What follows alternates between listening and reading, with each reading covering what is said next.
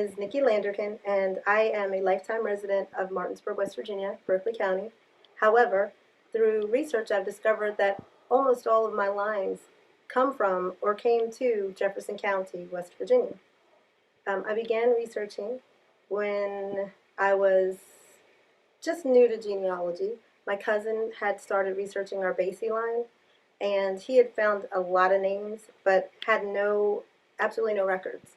He was getting sick, and on a random conversation on a random Saturday, he asked me if I wanted to take it over. And because he was dying, I said, sure. And the next weekend, the records came to my home. And like I said, I had a million names and absolutely not one shred of records. I dabbled with it off and on in the summer. I'm a school teacher, so anytime summer came, I would check Ancestry and my leaf wouldn't shake. And I thought, well, I've done the best I can, and then put it away for another year. And this went on for about 2 years, until about 2 years ago, on a random Saturday, on a summer day, I went down to our library in Martinsburg, and I went to the genealogy room, and I really expected to find everything there was about my family, because we've been here for several generations. And I was really shocked to learn that there weren't any records, not only of my family, but of any family of color in Martinsburg. So I thought, I'm going to go to the Historical Society. Surely they have something.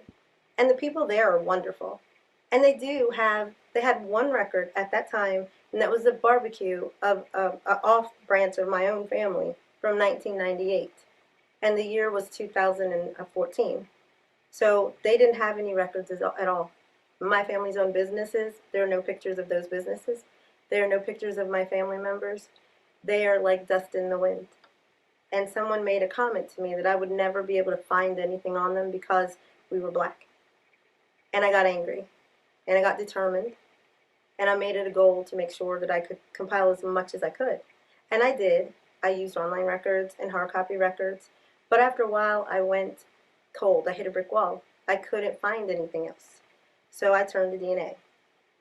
And I tested my mother. She is the last and oldest remaining relative that holds both of my maternal grandparents' DNA. And they raised me. And so that is the absolute best way to honor them, is to find out as much as I could about my family. And we were shocked with the results. My mother's DNA came back 27+% European, Middle Eastern, West Angolan, Portuguese, Scandinavian, Italian, Iberian Peninsula, and African. But it wasn't exactly what we thought. The first set of DNA results had people written in Arabic. It had tribes of the original Arabian descendants. I had to have a student at my school who was from Morocco translate some of it for me. And I realized quite quickly I was over my head. I had every answer that you could possibly have. DNA provides you with more than enough answers. But if you don't know the questions, it's pretty dismal. So I cried, and I cried some more, and then I got determined. I determined that I had to really learn how to incorporate DNA into research. And I stopped looking. I stopped looking at the results, and I spent about 2 months just reading up on everything that it had to do with research, with DNA, with chromosomes, with anything and everything that I could use to further my search.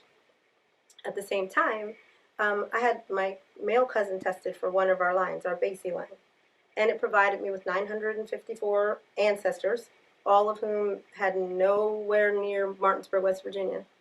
And I realized quite quickly that I had to break that information down, make it user-friendly, try to compare ancestor names with living matches, and really start using every resource out there to get what I needed. Facebook has been a godsend. It's not just for likes and pokes.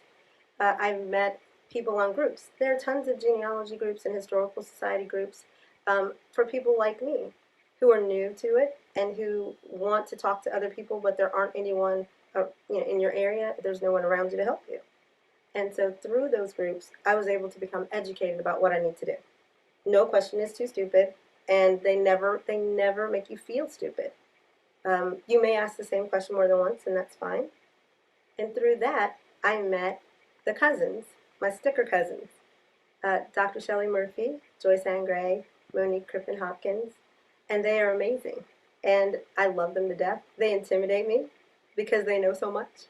and they make me want to be better. Like if you're going to hang with those ladies, you got to have your game, your A game. It can't be a B minus game. It has to be an A game.